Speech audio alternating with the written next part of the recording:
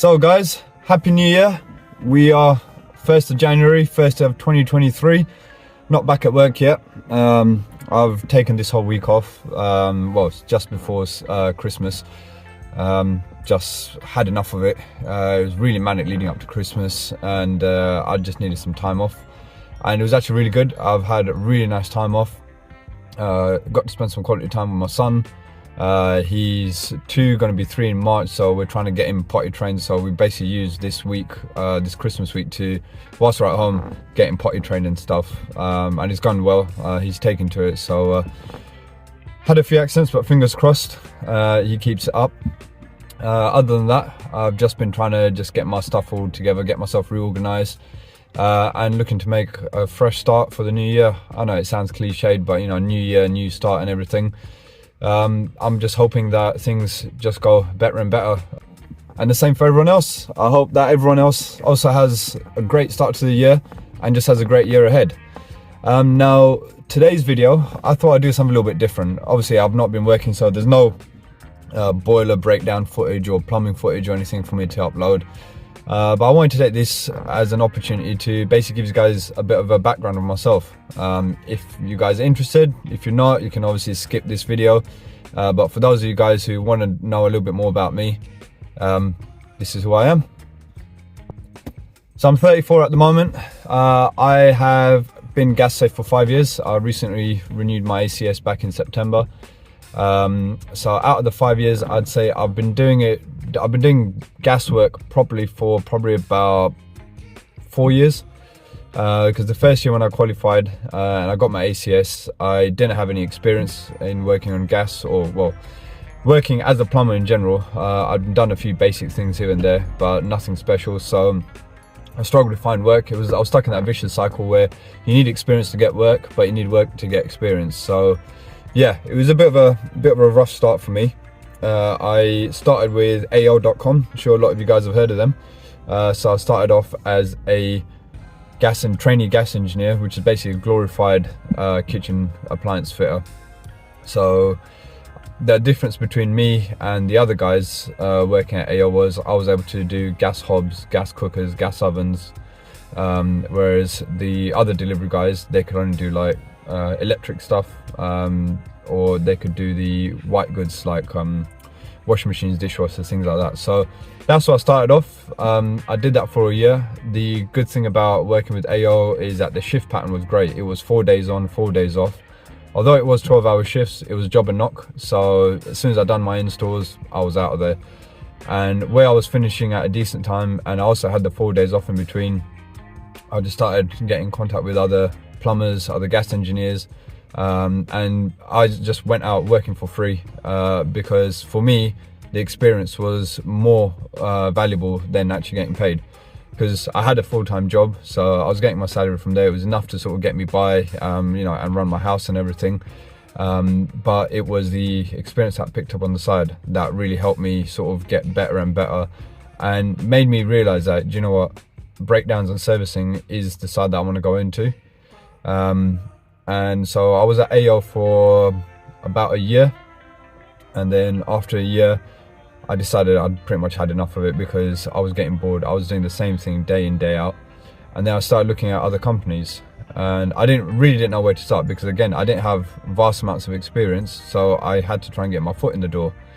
So after applying for a few jobs and getting myself a few interviews, I actually ended up with about, I think, 3 job offers. I didn't have the actual practical knowledge as such, but because I'd been doing a lot of reading, a lot of research beforehand, watching YouTube videos, things like that, I had a good theory-based knowledge. So I knew, well, not I knew, but I had an understanding of how to diagnose a problem. Even though I hadn't physically done it, I knew the theory behind it, or I had a good understanding of the theory behind it. So what I needed was an opportunity to be able to apply that theory to a practical situation, to be able to show that, yeah, you know, this is what I've learned theory wise, and this I can apply it, and this I'm going to solve the issue. So I'm not gonna lie, I blagged my way through the interviews. But the thing is, the interviewers, they saw that I was hungry. I was genuinely interested in it. I had the theoretical knowledge, and now I went to apply that. And I got an opportunity with a company working in social housing, and literally from there, my experience in breakdowns and servings just increased exponentially. And when I say exponentially, I mean literally. The first week I was out, the first day I was out, literally on my own. There's no training, there's no budding up with anyone. You're thrown into the deep end and it's sink or swim. So for me, this was like, right, blinders on. This is my chance to prove myself that I do have an understanding of what I'm talking about, and I can apply the theoretical knowledge to the practical side of things. It wasn't easy. It wasn't easy. I was chucked in front of like 8 to 10 breakdowns a day on average. And it literally was sink or swim. I was rotated to work, I think it was, 8 till 5? But most days I was probably doing 8 till 8, 8 till 9. And that's not because I had to. If I wanted to finish at 5, I was well within my rights to say, right, look, I've done the jobs, I've done as many as I can, I'm gonna go home. But for me, it wasn't about finishing on time and going home early, because I felt I hadn't learned enough in that day. So I wanted to get through the jobs, to the point where my supervisor at the time, I used to be calling him, gone office hours, and he's like, Chigs, go home. It's late, go home. And I'm like, no, I want to solve this. I'm this far into it. I've managed to get this far. I need to know what the problem is, and I need to know how I can fix it. I may not be able to fix it today, but if it needs parts or whatever, but I want to know that I'm on the right path. And I think that really helped build a good relationship between me and my supervisor, because he saw as well that I wasn't ready to give up. I wanted to get in there, I wanted to learn, and I wanted to become a better engineer. So he started taking me out on more complex jobs as well. And my favorite part of it was actually when we did a wiring job. And this is where my experience and my knowledge in wiring really sort of came into its true form. So there was a block of flats which were running off a communal heating system. And the wiring there, it was wired in a way that the hot water zone valve was controlled by the actual building. So there was a timer that the building would set so that the hot water zone valve would open at certain times, and that would allow obviously the unvented cylinder to heat up and give them hot water. They didn't have an option to boost it or anything like that. Heating, they could work as they wanted to from the flat. They had a thermostat and a timer. So the only way to really cheat the hot water cylinder is to manually open the zone valve. It did have an immersion, so they could boost it that way as well. But we basically were given tasked with this project of rewiring all these flats to your conventional S-plan system. So the first one, I watched him do it, and I was like, right, I'm starting to get the hang of it. Excuse me. Had my little diagram with me as well, so I was following it. And then the second one I did, and he watched me do it, and again I followed the diagram. And then the third one, third and fourth, we basically were in adjoining flats, so he was doing one, I was doing one.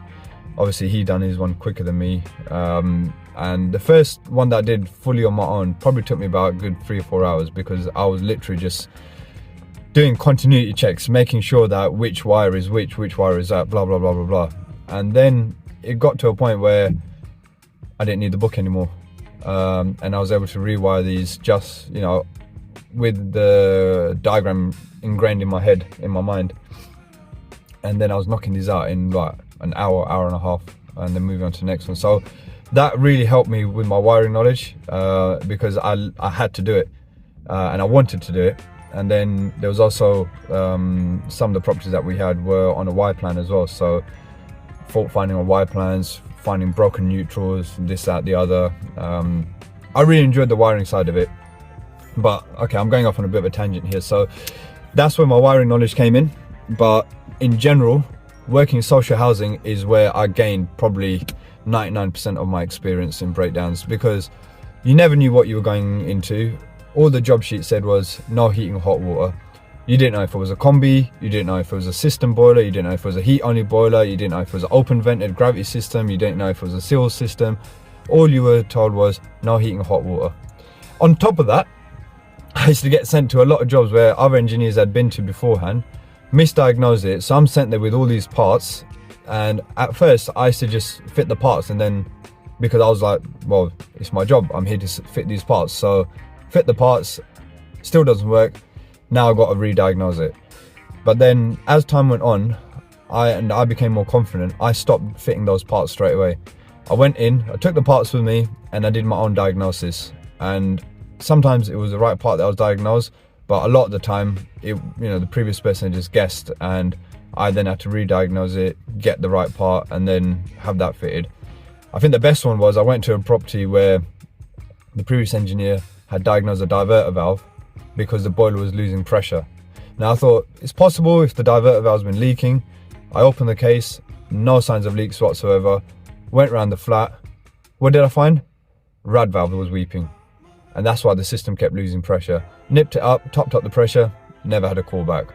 Things like this, it's like you work with a lot of engineers when you work in social housing that don't really take pride in the work, or they're the ones who are there to basically clock in and clock out at the times that they're meant to be working, and that's it. They don't really care, they're not hungry to learn more, they don't want to do more, they just want to go to work and come home. And which is fine, because if that's what they want to do, that's what they want to do. But what I don't think is right is when they just go in and they're guessing and they're misdiagnosing parts, because what that's doing is creating a chain effect. It's making my life difficult, or the next engineer's life difficult, because you go in, you fit those parts, it might take you time to fit those parts, and you realize it still doesn't work, and now you're scratching your head thinking, right, now I've got to re-diagnose it. Or you go in there, you don't fit the parts, you re-diagnose it, it's not the right parts, it needs different parts. Now the tenants are going to be left without heating hot water for even longer, because the previous person didn't take the time to actually diagnose the fault properly. I digress. So long and short of it is, I've been gas safe for just over 5 years. Well, pretty much 5 years. I've just renewed it. I worked for social housing for 2 years. I worked for AO for a year, and I've been self-employed for just over a year now. And to be honest, going self-employed is the best thing I've ever done. I've had a lot of support from the local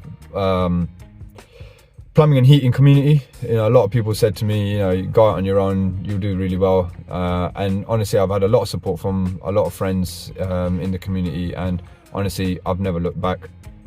So yeah, that's a little bit about myself, where I am, what I've done, where I am now, and my plans for 2023 are, well, just keep doing what I'm doing, and hopefully just try and get into a little bit more of a complex situation, more complex breakdowns, learn a little bit more about, we've got new things coming in with reducing flow temperatures, making systems run more efficiently, things like that. So I'm hoping to get on a few training courses to understand how to make a system run as effectively and as efficiently as possible, and then try and implement that on existing systems where possible.